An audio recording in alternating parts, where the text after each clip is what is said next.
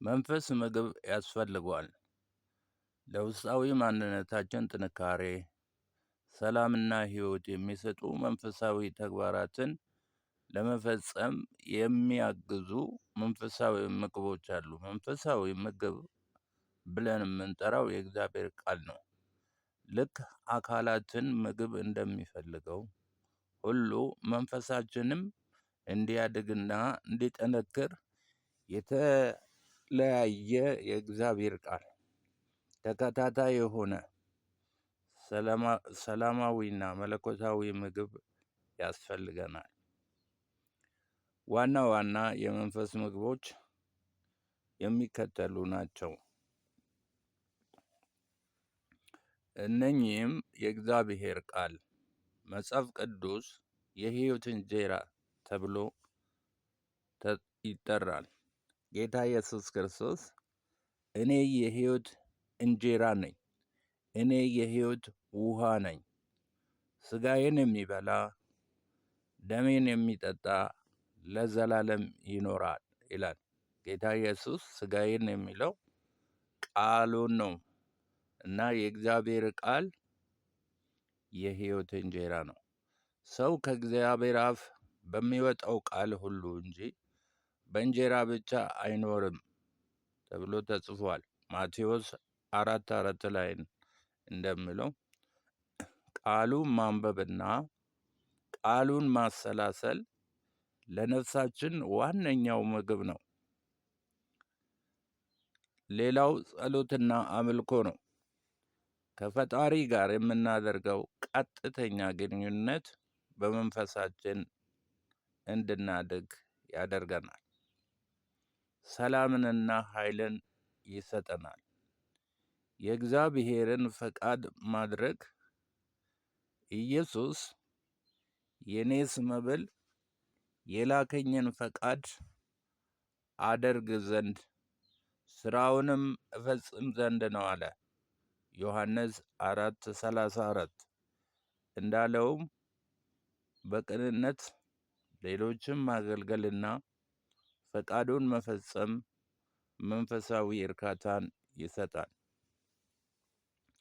መንፈሳዊ ህብረት ማድረግ ከሌሎች አማኞች ጋር የሚደረግ ህብረትና ምክክር ለእድገት ጠቃሚ ነው። ምክንያቱም ሁላችንም የተለያየ የጸጋ ስጦታዎች ስላለን በተሰጠን ጸጋ ስጦታ አንዱ ሌላውን ስለሚያገለግል አንዱ ሌላውን ስለሚያነጽ ነው ማለት ነው።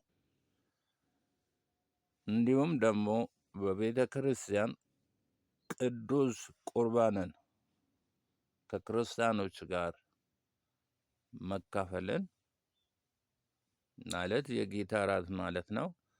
በቤተ ክርስቲያን ስርዓት የሚወሰደው ቅዱስ ቁርባን ወይንም የጌታ እራት እጅግ የላቀ መንፈሳዊ ምግብ ነው።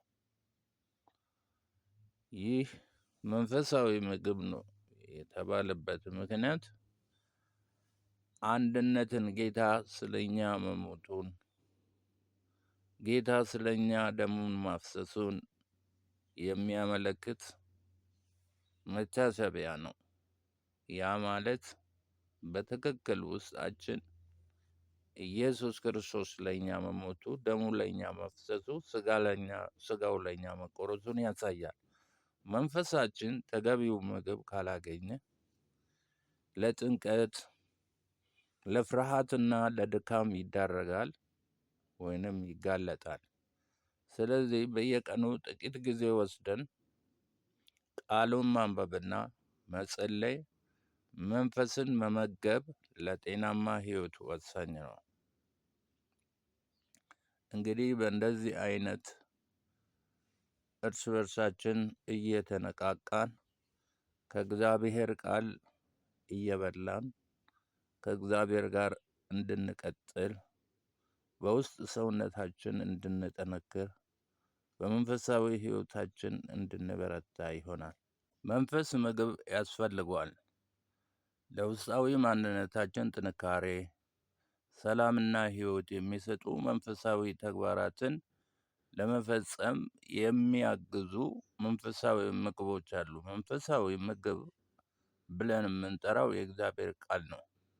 ልክ አካላትን ምግብ እንደሚፈልገው ሁሉ መንፈሳችንም እንዲያድግና እንዲጠነክር የተለያየ የእግዚአብሔር ቃል ተከታታይ የሆነ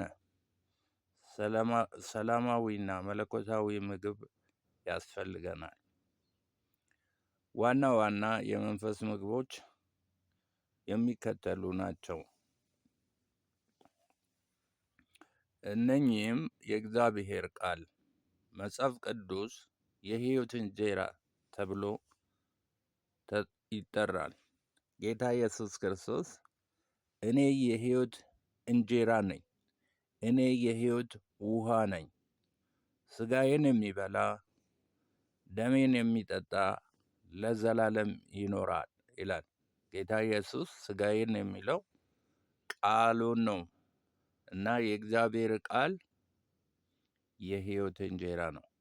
ሰው ከእግዚአብሔር አፍ በሚወጣው ቃል ሁሉ እንጂ በእንጀራ ብቻ አይኖርም ተብሎ ተጽፏል። ማቴዎስ 4:4 ላይ እንደሚለው ቃሉን ማንበብና ቃሉን ማሰላሰል ለነፍሳችን ዋነኛው ምግብ ነው።